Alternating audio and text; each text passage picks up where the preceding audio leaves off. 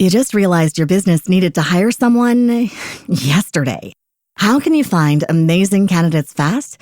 Easy. Just use Indeed. Stop struggling to get your job post seen on other job sites.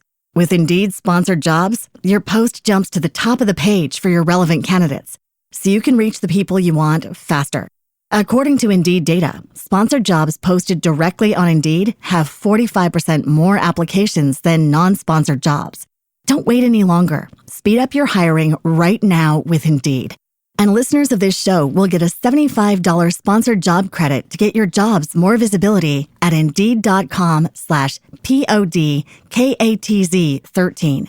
Just go to Indeed.com/PODKATZ13 right now and support our show by saying you heard about Indeed on this podcast. Terms and conditions apply. Hiring? Indeed is all you need.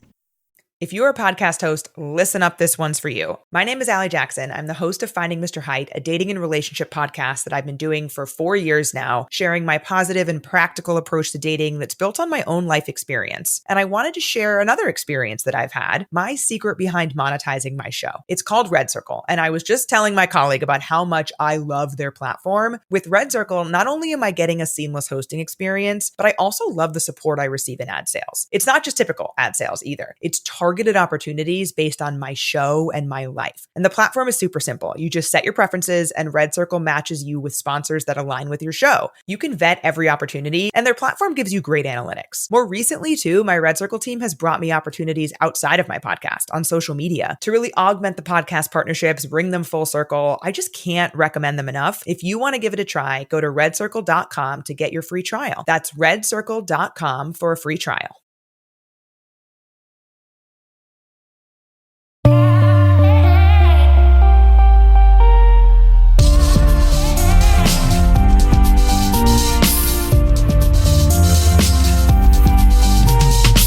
You're listening to Make It, the indie film podcast.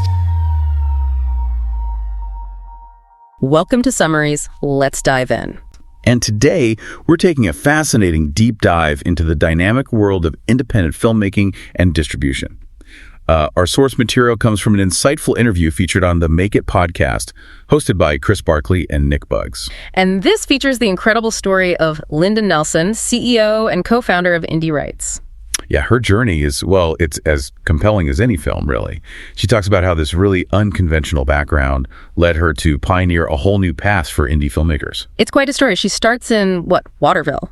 A tiny factory town in northern New York, like 10,000 people. Exactly. And yet she ends up pioneering digital distribution. Yeah. It makes you wonder, what's the thread connecting those seemingly disparate parts of her life? Well, it seems like her early experiences really set her up, maybe unintentionally. How did that background prepare her for the film industry's challenges?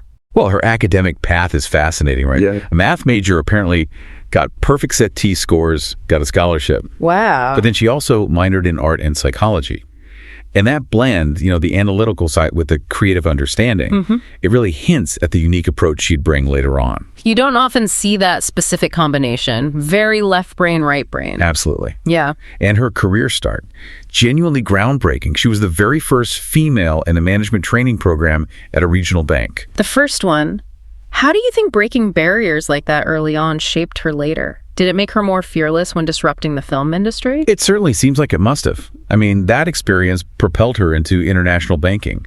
Citicorp, a Saudi investment bank. Okay. Living in London, Saudi Arabia. So big international exposure, large-scale project. Exactly. It broadened her perspective in ways that probably prepared her for the wild ride that was coming. Okay, so you have this finance background, international banking, then real estate development, building entertainment complexes with IMAX theaters. Yeah. In major cities in New York, Times Square, London, LA.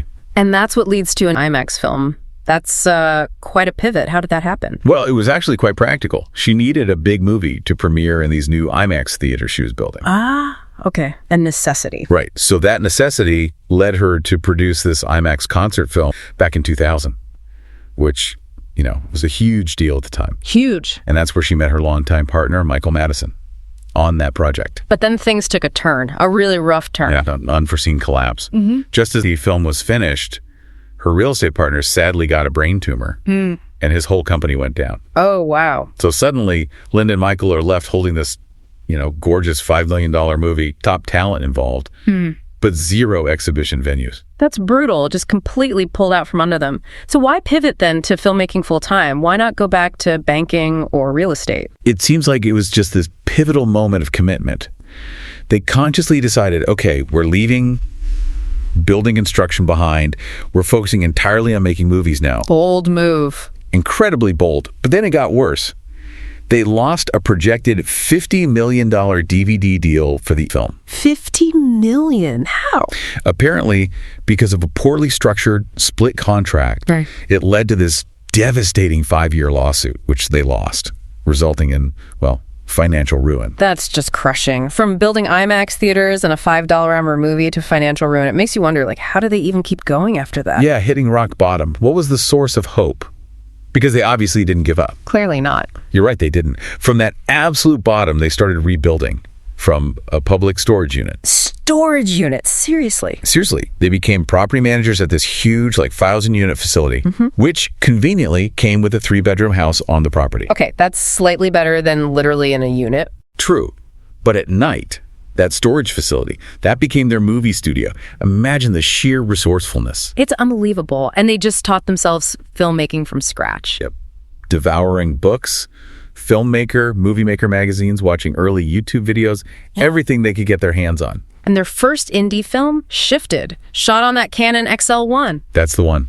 The classic prosumer camera that hilariously became obsolete just 6 months later when HD came out. Oh, timing. And I heard stories about using a wheelchair as a camera dolly on Hollywood Boulevard. That's right. And furnishing their apartment with stuff people left behind in storage units. Just pure ingenuity. That really speaks volumes about their determination. Linda emphasizes that persistence, that unwavering commitment to do whatever it takes. Even if it means giving up a 6-figure banking salary and working at Target, which she did.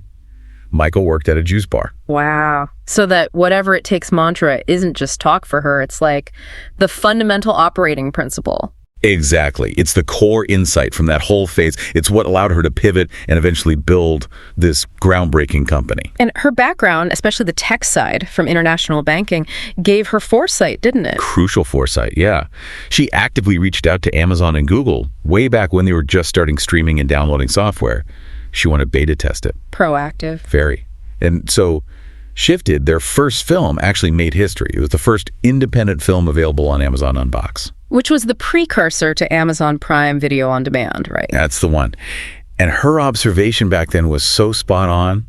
Hollywood was just too slow adopting streaming. They created a vacuum. A massive vacuum. Yeah. And the tech giants, Amazon, Apple, Google, later Netflix, they just walked in and took over the entire distribution landscape. And studios are still playing catch up, often by buying these platforms, like Fox buying Tubi. Right, which then, unfortunately, tends to push indie films further down the priority list. So this leads us right into the indie rights revolution. This company built on, transparency and innovation. Yeah, and the standout feature has got to be that incredibly generous 80-20 split. Filmmakers keep 80% of the revenue. Which is huge compared to the industry standard.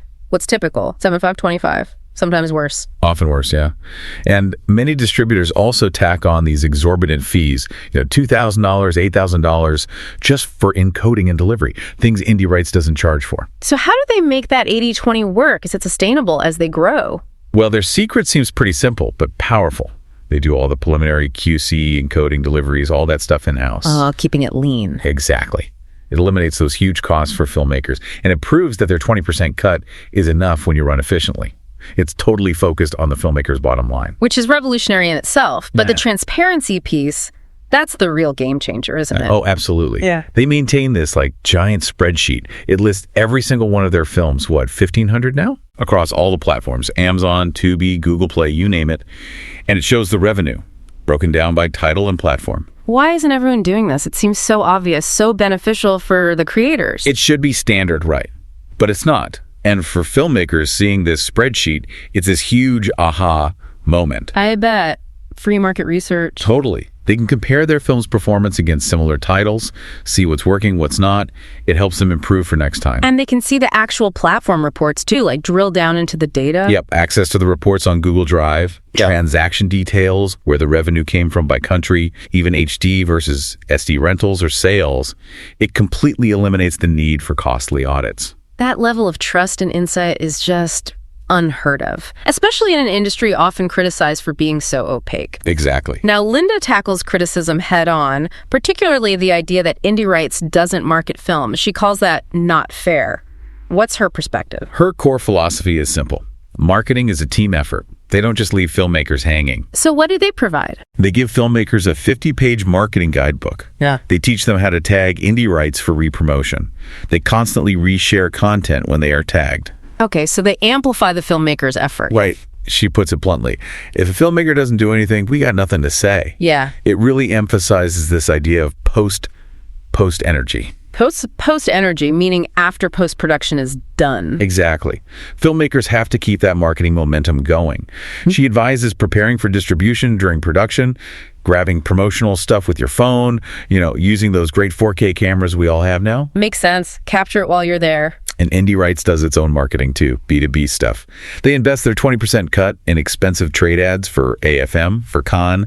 They guide filmmakers on getting those crucial 100% Rotten Tomatoes scores to attract buyers. And the community aspect sounds important too, that private Facebook group. Hugely important. Yeah. Over 800 filmmakers sharing reviews, supporting each other. Those reviews are vital for getting picked up for Prime or those free curated lists on Amazon. So it's fostering collaboration. And they use tech efficiently too, right? Scheduling tools. Yeah, inexpensive software like Buffer, Agora Plus. They schedule promotions across multiple platforms months in advance. It shows filmmakers how to be smart and efficient with marketing time. Okay, shifting gears a bit. The streaming landscape itself is constantly changing. You mentioned platform profitability shifts, iTunes, then Amazon, now Tubi being strong. Yeah, it's always in flux. Yeah. What does that mean for filmmakers trying to plan long term? It's tough when the ground keeps shifting. So you just have to be agile, adapt. Pretty much. Linda actually predicts that their own YouTube AVOD channel, advertising video on demand, might become their most profitable platform soon. Maybe even by the end of this year. Paying better than Tubi. Potentially, yeah, higher rate. But there's a catch. Always a catch. The films have to be advertiser friendly. No excessive swearing, drug use, explicit stuff. Right, makes sense for ad revenue. So they encourage filmmakers to create network versions, basically clean MT4s, to broaden that ad placement potential. It's about adapting the content itself for these new streams. That's smart. Adapting the product. And interesting that Amazon's power seems to be declining a bit for indies. Yeah, without significant marketing push from the filmmaker, Amazon's pay rates can really drop. Sometimes down to like 1 cent per hour viewed. 1 cent? How is that even calculated? It's all based on their algorithm, which looks at things like the studio, director, cast, reviews. It's complex and constantly changing. So you really can't just rely on the platform. It reinforces that post marketing idea. Absolutely. Though Amazon is adding some new tools like an Instagram share option now, letting viewers easily create stories linking right to the film's page. Small, but helpful. And looking ahead, she sees potential for direct buy and play from social media, cutting out clicks. Yeah, that seems like the next logical step, eliminating friction between discovery and consumption. Yeah. But for now, the reality is still pretty complex. How so? Every single platform has separate delivery requirements. There's no mass delivery, no standardization. She calls it a nightmare to navigate. Just a huge logistical headache for distributors and filmmakers. Totally. But amidst all that complexity, they had a really significant win recently. Oh, yeah. What was that? Google invited Indie Rights films to be part of their free with ads service, right alongside major studio films. Wow, that is huge. A major validation for indie cinema, putting them on that level playing field. Absolutely. A testament to the quality they're curating. So tying this all together for aspiring filmmakers listening, Linda offers some really essential wisdom, particularly around common mistakes. Yes. Beyond just having a decent camera, she points out 2 huge technical pitfalls. First, lighting. Lighting. Seems basic, but... It's so often overlooked. Many films, even on expensive cameras, just look dark, flat, muddy. You can have a great story, but if it looks bad... Viewers check out. And the other one... Good audio. Probably even more critical. Bad audio pulls viewers out of a movie faster than almost anything else. it just feels amateurish. So true. You notice bad audio immediately. What about practical necessities? Definitely need an M&E track that's music and effects for foreign sales, so dubbing is easy. Right. And critically important, get proper perpetual music licenses for all music, not just festival licenses that expire. Oh, that's a common trap, isn't it? Huge trap. Ideally, work with a musician friend, get all the rights locked down up front. These details sound boring, but they are absolutely essential if you want your film to have a life. And she has a specific rule for editing, especially for streaming. Yeah, the no slow builds rule on IVOD platforms where people can click away instantly. You gotta hook them fast. Exactly. The first plot point needs to hit by minute 3. Or viewers are just gone. They have zero investment to stick around if they're bored. A harsh reality of the attention economy. This leads into another core idea she pushes, the filmmaker as the brand. Yes, this is foundational. The filmmaker or the production company is the real brand, not just one individual film. So how do you build that? Her strategy is practical. Keep one consolidated YouTube channel, one Instagram, one Twitter under your name or your company's name. Build a consistent audience for all your work. And maybe use separate Facebook pages just for specific films. Exactly. But the core brand, the long-term asset, is you or your company. And it works. How so? Indie Writes' own YouTube channel proved it. They grew from 10,000 subscribers to 320,000 in just 1 year, mainly by putting full films up. It shows the power of building that central hub. And using those scheduling tools helps automate the consistency needed for brand building. Right. Lets you focus on creating while the promotion keeps ticking over. Ultimately, though, what's her single most important piece of advice? It always comes back to persistence. She just stresses it over and over. Never quit. Keep following your dream. It doesn't matter how long it takes. And she's living proof, right? Didn't start making films until she was 40. Exactly. It's incredibly powerful for anyone feeling like maybe they missed their chance. And practically speaking, besides persistence, what tools does she say filmmakers often get wrong? 2 things where she says filmmakers fail most often. The poster and the trailer. Okay. What makes a good poster? It needs to be clickbait in the best sense. Clear, bright, big image, title art you can actually read. Avoid those generic shots like, tiny figures walking on a beach. Needs to grab attention instantly. And the trailer. Critical that it's fast cut and engages immediately. No slow pans over landscapes, hook them in seconds. These aren't just nice to haves. They're vital marketing tools. And collaboration, right. Don't go it alone. Absolutely. Join groups, network, share ideas. Yeah. Filmmaking is inherently collaborative. Don't try to exist in a vacuum. She's also really open about the tough times, like that DVD deal falling through, the emotional toll. How did they cope? Yeah, she shares that she and Michael read aloud from inspirational books to each other, especially The 4 Agreements. Ah, a classic. Yeah, just to stay positive, stay grounded through all that challenge, and the big lesson they took from it, not taking things personally. Accepting that people change, situations change. You can only control your own attitude, your own thoughts, not what others do. That's a profound lesson. And it applies way beyond filmmaking, really, to almost any challenge in life. For sure. Wow. What an incredible deep dive into Linda Nelson's journey and really the whole indie film world she's reshaping, from math major to digital pioneer. It's a masterclass in persistence and, adaptation. Absolutely. And the key takeaways for filmmakers, or really any creator listening, are so clear. Embrace that post marketing. Recognize that you are the brand. Nail the technical stuff, lighting, audio, those music rights. Meticulously handle them, yeah. And lean into community, lean into transparency, and just that core advice. Never quit. Yeah. It really resonates. It does, and it makes you think, doesn't it? For all of us, whatever field we're in, what old school way of thinking or maybe industry trend are you holding on to that might be limiting your own success? Yeah, and what new tech or new approach are you willing to pivot towards and embrace? Like Linda did with digital distribution, or someone like David Fincher did way back with digital filmmaking. Food for thought. So if people want to learn more, definitely check out Indie Writes at indiewrites.com. And you can watch a ton of their films for free on their YouTube channel, which is Indie Writes Movies for free. Nice. And social media. Yep, they're at Indie Writes Movies pretty much everywhere. Great. And you mentioned some books Linda recommends. Yeah. For life lessons, The 4 Agreements. For the business side, film production management. For actually shooting, film directing cinematic motion. And for editing, The Eye is Quicker. Okay, good practical recommendations. Plus, for creative resilience, she mentioned Stephen Pressfield's The War of Art, and also Art and Fear. Both excellent reads for anyone in a creative field. Fantastic.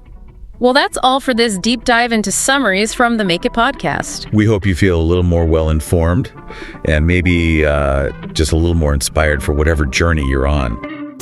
Hey everybody, Chris here. Before you go, if you enjoy our work and want to support what we do at Make It, please subscribe to the Make It podcast channel on YouTube and rate and review on Apple Podcasts and Spotify.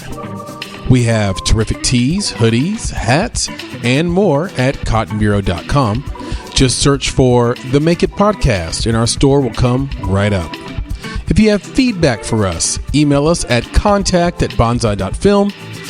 Our insider newsletter, Indie Insights, is available at www.bonsai.film/subscribe. And you can also follow us on Instagram, TikTok, and X at _Make It Podcast.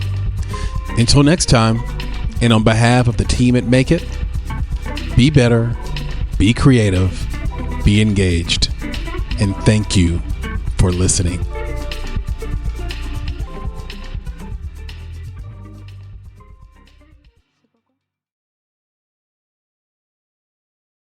You just realized your business needed to hire someone yesterday. How can you find amazing candidates fast? Easy. Just use Indeed. Stop struggling to get your job post seen on other job sites. With Indeed sponsored jobs, your post jumps to the top of the page for your relevant candidates, so you can reach the people you want faster. According to Indeed data, sponsored jobs posted directly on Indeed have 45% more applications than non-sponsored jobs. Don't wait any longer. Speed up your hiring right now with Indeed. And listeners of this show will get a $75 sponsored job credit to get your jobs more visibility at Indeed.com/PODKATZ13. Just go to Indeed.com/PODKATZ13 right now and support our show by saying you heard about Indeed on this podcast. Terms and conditions apply. Hiring? Indeed is all you need. If you're a podcast host, listen up, this one's for you. My name is Allie Jackson. I'm the host of Finding Mr. Height, a dating and relationship podcast that I've been doing for 4 years now, sharing my positive and practical approach to dating that's built on my own life experience. And I wanted to share another experience that I've had, my secret behind monetizing my show. It's called Red Circle, and I was just telling my colleague about how much I love their platform. With Red Circle, not only am I getting a seamless hosting experience, but I also love the support I receive in ad sales. It's not just typical ad sales either. It's targeted opportunities based on my show and my life. And the platform is super simple. You just set your preferences and Red Circle matches you with sponsors that align with your show. You can vet every opportunity and their platform gives you great analytics. More recently too, my Red Circle team has brought me opportunities outside of my podcast on social media to really augment the podcast partnerships, bring them full circle. I just can't recommend them enough. If you want to give it a try, go to redcircle.com to get your free trial. That's redcircle.com for a free trial.